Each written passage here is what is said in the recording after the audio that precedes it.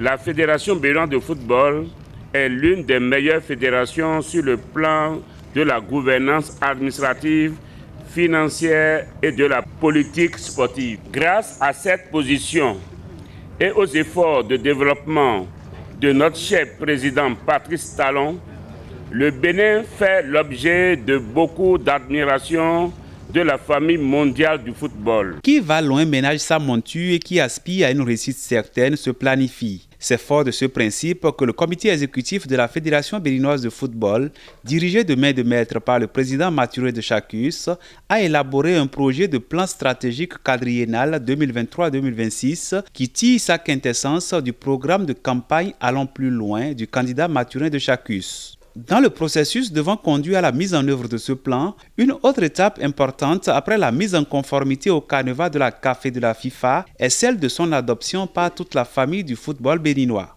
C'est donc bien à propos que cette assise extraordinaire est convoquée pour servir et valoir ce que de droit. La FIFA, dans sa politique de dynamisation du football, adopte une nouvelle approche de gouvernance des associations membres pour assurer la transparence et la traçabilité des dépenses de toutes les fédérations.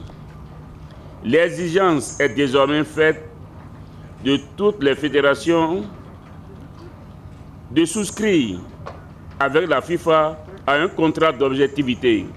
C'est désormais la condition basique de financement de la FIFA.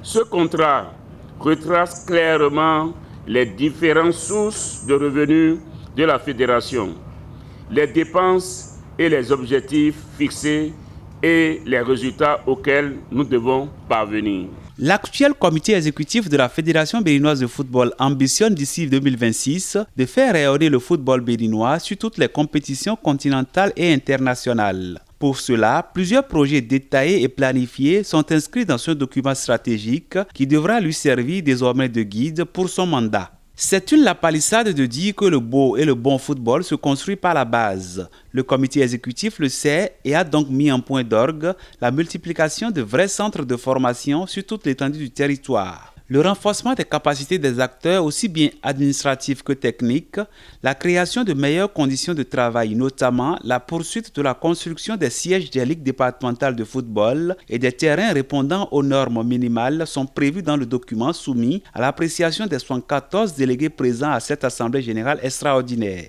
Au total, plus de 14 millions de dollars US sont à mobiliser afin d'exécuter les différents projets contenus dans ce plan stratégique adopté par l'ensemble des acteurs présents. C'est un oui unanime qui réjouit le président Mathurin de Chacus et les membres du comité exécutif qu'il dirige et qui leur permet désormais d'aller plus loin et en toute sérénité dans la mission qui leur est assignée au soir du 20 août 2022.